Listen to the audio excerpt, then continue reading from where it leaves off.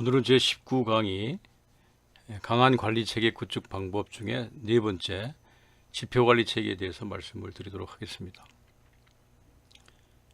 기업은 목표가 있고 그 목표를 달성하기 위한 활동계획이 있고 그 활동계획이 올바로 수행됐는지 여부를 점검하고 확인하는 것이 지표라고 할 수 있죠.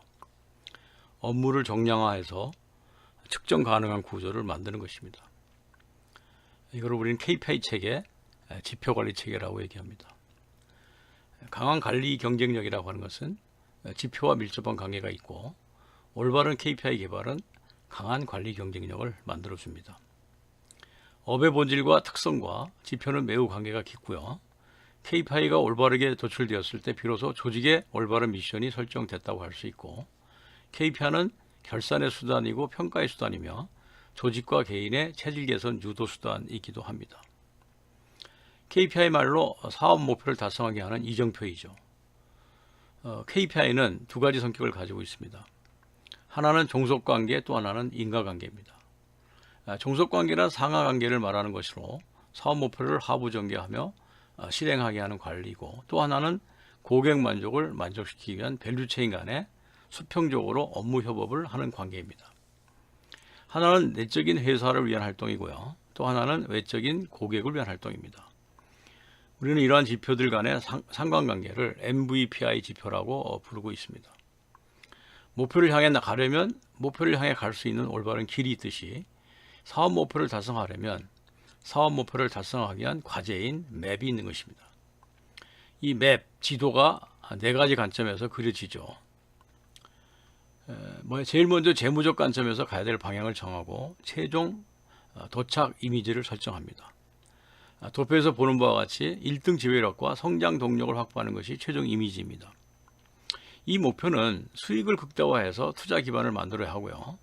대체 가능한 신제품을 만들어서 시장을 개척하는 것을 목표로 하면 됩니다. 두 축의 목표를 달성하려면 1등 지배력을 갖게 된다고 확신하는 것입니다.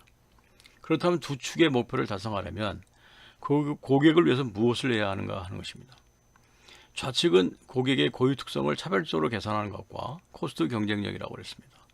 그 다음은 고객에게 제공해야 될 가치를 달성하기 위한 내부 프로세스에서 할 일을 정의하는 것입니다. 우측도 같은 원리로 내용을 정리하는 것입니다. 마지막으로 학습과 성장 관점, 다시 말하면 역량 관점에서 해야 할 일을 R&D 리딩력과 마케팅력이 기반이 되어야 한다고 정했습니다. 이해 실현을 위해서 갖춰야 될 역량은 목표관리, 선행관리, 신분권 개발이라고 정의했습니다. 이 한 장의 그림이야말로 사업의 전체를 표현하고 있습니다. 무엇을 한다면 사업이 잘 될 것인가, 어떤 방향으로 조직의 역량과 스킬을 향상시킬 건가를 볼 수 있는 도표입니다. 좌측은 생존 차원의 활동으로 현재에서 미래를 향하는 과제 전개이고, 우측은 성장 차원의 활동으로 미래를 향한 현재 활동과 과제를 정의한 것입니다. 아래 부분은 두 축의 과제를 달성하는 데 있어서 조직이 갖춰야 될 역량과 능력 부분을 정리한 것입니다. 역량은 가지고 있는 부분과 가지고 있지 못한 부분, 부족한 부분으로 나누어 생각할 수 있습니다. 사업은 역량 확보와 전략과제 수행 활동이라고 할 수 있습니다.